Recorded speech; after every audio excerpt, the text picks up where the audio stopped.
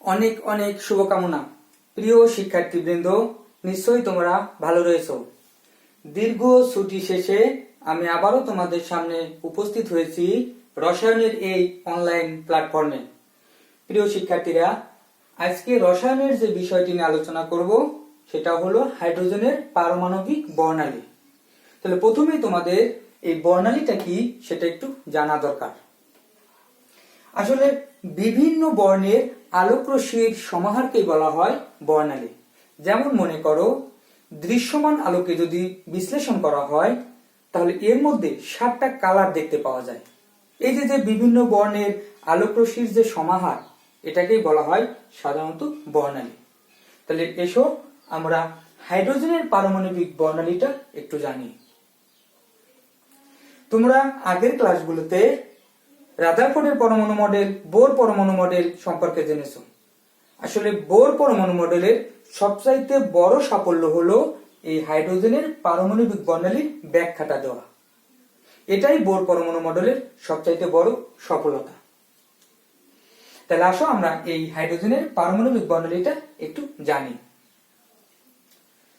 একটা কাঁচনলের মধ্যে নিম্ন চাপে রাখা হাইড্রোজেন গ্যাসের মধ্যে দিয়ে যদি উচ্চ শক্তির তড়িৎ চালনা করা হয় তাহলে গোলাপি বর্ণের একটা বিকিরণ দেখতে পাওয়া যায়। অর্থাৎ একটি কাঁচনলে নিম্ন চাপে রাখা এই হাইড্রোজেন গ্যাসের মধ্য দিয়ে উচ্চ শক্তির তড়িৎ চালনা করলে গোলাপি বর্ণের একটা বিকিরণ দেখতে পাওয়া যায়। এই বিকিরণটাকে যদি উচ্চ শক্তির বর্ণালী বীক্ষণ যন্ত্র এর সাহায্যে বিশ্লেষণ করা যায় তাহলে অনেকগুলো সুস্পষ্ট রঙিন আলোক রেখা দেখতে পাওয়া যায়। এই সকল রঙিন আলোক রেখার সমাহারই হলো আসলে এই হাইড্রোজেনের পারমাণবিক বর্ণালী। বিজ্ঞানী নিলস বোর প্লাঙ্কের কোয়ান্টাম তত্ত্বের সাহায্যে এই হাইড্রোজেনের পারমাণবিক বর্ণালীর ব্যাখ্যাটা সহজেই দিয়েছেন। তিনি বলেছেন যে উচ্চ তড়িৎ শক্তির প্রভাবে হাইড্রোজেন অণু প্রথমে হাইড্রোজেন পরমাণুতে বিশ্লিষ্ট হয়ে যায়, পরে শক্তির উৎস হতে এই অসংখ্য হাইড্রোজেন পরমাণুর ইলেকট্রন এরা বিভিন্ন পরিমাণে শক্তি শোষণ করে এরা বিভিন্ন উচ্চ শক্তি স্তরে উন্নীত হয়। আর উত্তেজিত অবস্থায় উচ্চ শক্তি স্তরে এই সকল ইলেকট্রনগুলো অস্থিতিশীল হয়ে পড়ে। পরে শক্তির উৎসটাকে সরিয়ে নেওয়া হলে এই সকল উচ্চ শক্তি স্তরে উত্তেজিত ইলেকট্রনগুলো এরা বিভিন্ন পরিমাণ শক্তি ছেড়ে দিয়ে, অর্থাৎ এরা শক্তি হারিয়ে আবার বিভিন্ন নিম্ন শক্তি স্তরে ফিরে আসে।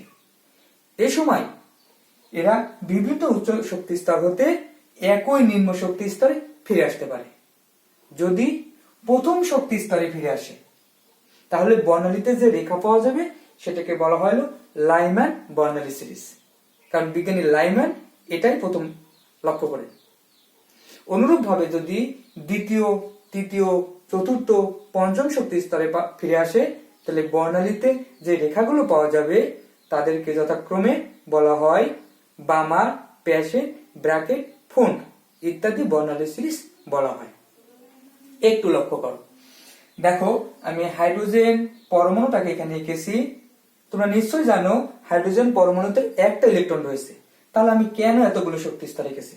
হ্যাঁ, হাইড্রোজেন পরমাণুতে একটা ইলেকট্রন থাকলেও আসলে অনেকগুলো শক্তি স্তর আছে। ইলেকট্রন একটা থাকতে পারে, প্রথম শক্তি স্তরে ইলেকট্রন রয়েছে কিন্তু একাধিক শক্তি স্তর রয়েছে, শক্তি স্তর থাকতেই পারে। তাহলে এখানে আমি অনেকগুলো শক্তি স্তর রেখেছি।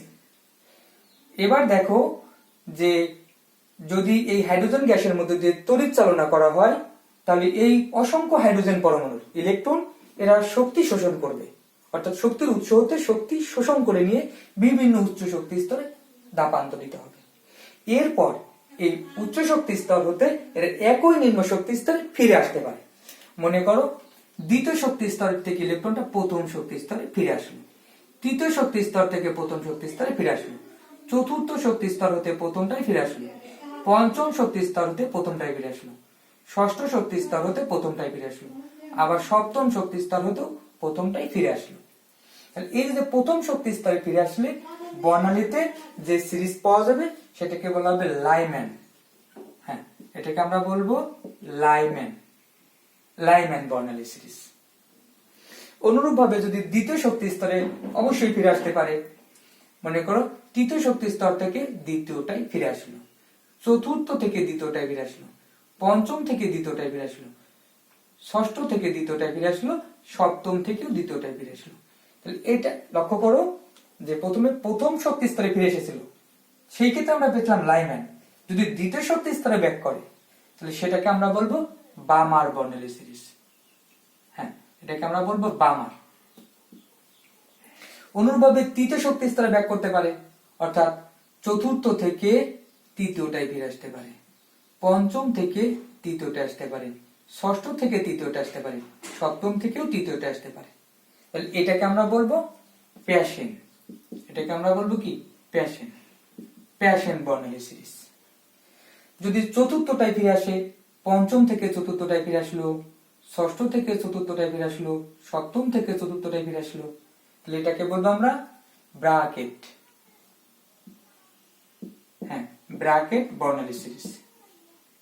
যদি পঞ্চমটায় ফিরে আসে, ষষ্ঠ থেকে মনে করো পঞ্চমটায় ফিরে আসলো, সপ্তম থেকে আমার পঞ্চমটায় ফিরে আসলো, তাহলে এই বর্ণালী সিরিজকে আমরা বলবো ফোন। হ্যাঁ, ফোন বর্ণালী সিরিজ।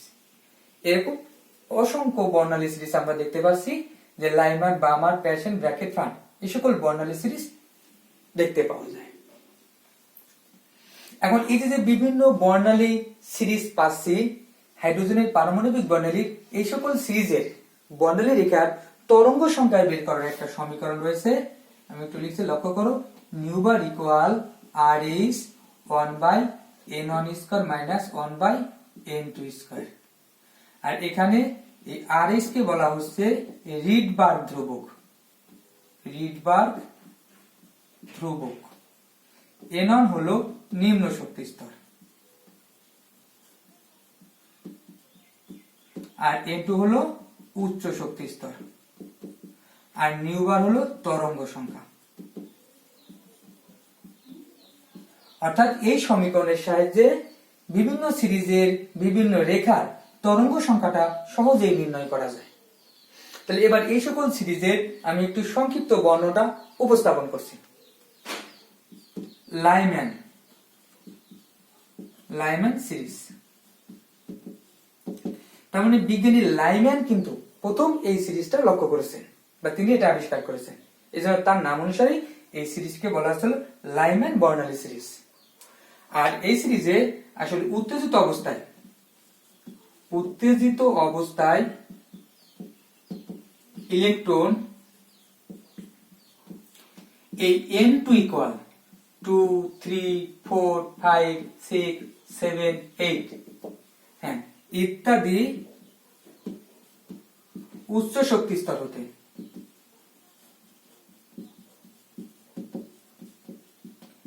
n1 ইকুয়াল 1 শক্তি স্তরে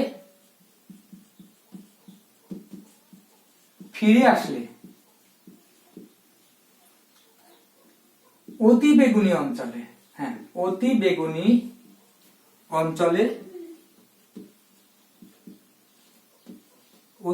অঞ্চলে এ বর্ণালী সিরিজ পাওয়া যায়। অর্থাৎ উত্তেজিত অবস্থায় ইলেকট্রনগুলো বিভিন্ন উচ্চ শক্তি স্তর, অর্থাৎ দ্বিতীয়, তৃতীয়, চতুর্থ, পঞ্চম, ষষ্ঠ, সপ্তম, অষ্টম ইত্যাদি উচ্চ শক্তি স্তর হতে যদি n1 ইকুয়াল 1 অর্থাৎ সোজা কথা প্রথম শক্তি স্তরে ফিরে আসে, তাহলে অতিবেগুনি অঞ্চলে এই লাইম্যান সিরিজটা দেখতে পাওয়া যায়। তাহলে এই সিরিজের বিভিন্ন রেখার তরঙ্গ সংখ্যা বের করার যে সূত্রটা, এটা নিউবার ইকুয়াল আর এইচ, আর n1 কত হবে? দেখো প্রথম শক্তি স্তরে ফিরে এসেছে, তাহলে এই সূত্রে আমরা n1 এর বদলে 1 বসাবো, অর্থাৎ 1² মাইনাস 1/n2²। আর যেখানে এই n2 ইকুয়াল 2, 3, 4, 5, 6, 7, 8 ইত্যাদি। তাহলে এই সূত্রের সাহায্যে সহজেই এই লাইম্যান সিরিজের বিভিন্ন রেখার তরঙ্গ সংখ্যাটা নির্ণয় করা যায়। এরপর বামার সিরিজ, দেখো নাম্বার 2 বামার সিরিজ। তাহলে নিশ্চয়ই বুঝতে পেরেছো যে এই বামার সিরিজটাও বিজ্ঞানী বামার প্রথম লক্ষ্য করেছে, এজন্য তার নাম অনুসারে এটাকে বামার সিরিজ বলা হচ্ছে।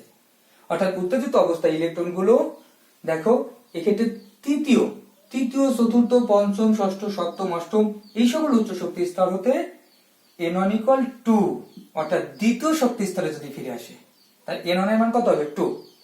সেই ক্ষেত্রে দৃশ্যমান অঞ্চলে, কোথায় দৃশ্যমান অঞ্চলে এই বামার বর্ণালী সিরিজটা পাওয়া যায়। আর এর তরঙ্গ সংখ্যা বের করার সূত্রটা হবে নিউমেরিক্যাল RH 1/, এটা 2 স্কয়ার হবে, যেহেতু দ্বিতীয় শক্তি স্তরে n1 = 2, 1/2 square minus 1/n2 square. আর n2 এর মান কি হবে 3 থেকে শুরু হবে, 3 4 5 6 7 8 ইত্যাদি। তাহলে এই সকল মান বসিয়ে বিভিন্ন রেখার অর্থাৎ বামার সিরিজের বিভিন্ন রেখার তরঙ্গ সংখ্যাটা নির্ণয় করা যায়। এরপর দেখো নাম্বার 3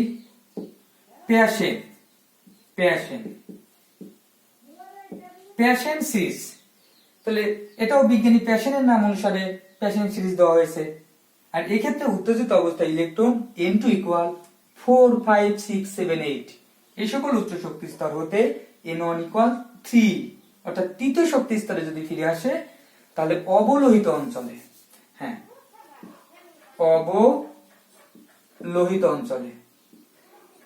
অবলোহিত অঞ্চলে এই প্যাশেন সিরিজটা দেখতে পাওয়া যাবে।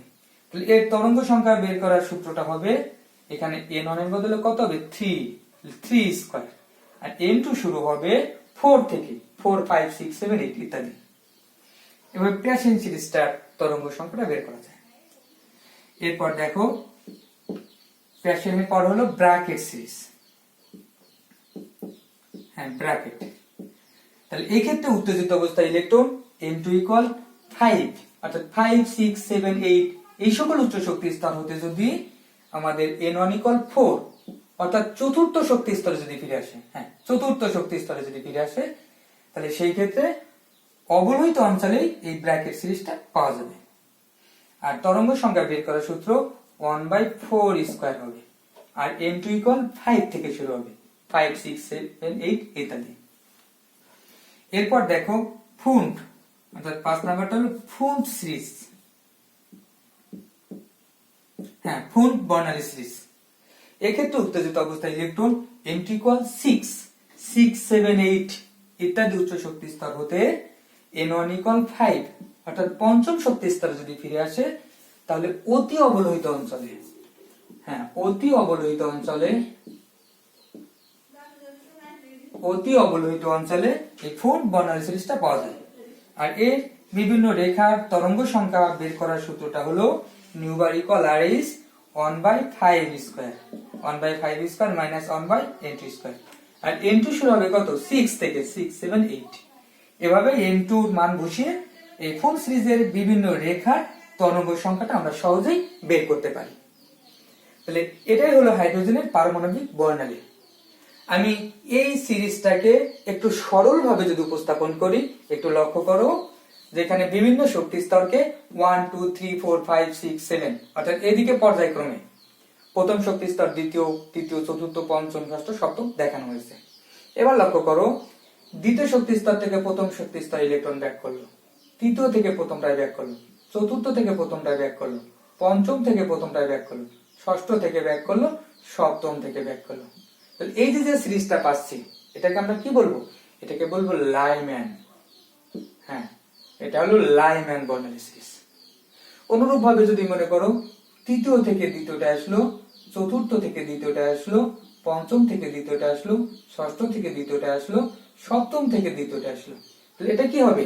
এটা বামার সিরিজ হবে, এটা হবে বামার সিরিজ। যদি তৃতীয় শক্তি স্তরে ফিরে আসে, চতুর্থ থেকে তৃতীয়টা আসলো, পঞ্চম থেকে তৃতীয়টা আসলো, ষষ্ঠ থেকে তৃতীয়টা আসলো, সপ্তম থেকে তৃতীয়টা আসলো, এই সিরিজকে কি বলবো? প্যাশেন। এটাকে বলবো প্যাশেন। যদি চতুর্থটায় ব্যাক করে, পঞ্চম থেকে চতুর্থ, ষষ্ঠ থেকে চতুর্থ, সপ্তম থেকে চতুর্থ, তাহলে এটাকে বলবো কি? এটাকে বলবো ব্র্যাকেট, হ্যাঁ ব্র্যাকেট বর্ণালী সিরিজ। যদি পঞ্চমটায় ফিরে আসে, ষষ্ঠ থেকে পঞ্চম, সপ্তম থেকে পঞ্চম, তাহলে এটাকে আমরা বলবো ফুন্ট। তাহলে আমরা এই চিত্রটাকে একটু সরলভাবে উপস্থাপন করতে পারি। এটাই হলো হাইড্রোজেনের পারমাণবিক বর্ণালী। আমি আবার একটু সংক্ষেপে বলছি, তোমরা একটু মনোযোগ দাও। যে একটি কাঁচনলে নিম্ন চাপে রাখা হাইড্রোজেন গ্যাসের মধ্য দিয়ে যদি উচ্চ শক্তির তড়িৎ চালনা করা হয়, তাহলে গোলাপি বর্ণের একটা বিকিরণ দেখতে পাওয়া যায়। আর এই বিকিরণকে উচ্চ শক্তির বর্ণালী বীক্ষণ যন্ত্রের সাহায্যে যদি বিশ্লেষণ করা হয়, তাহলে অনেকগুলো সুস্পষ্ট রঙিন আলোক রেখা দেখতে পাওয়া যায়।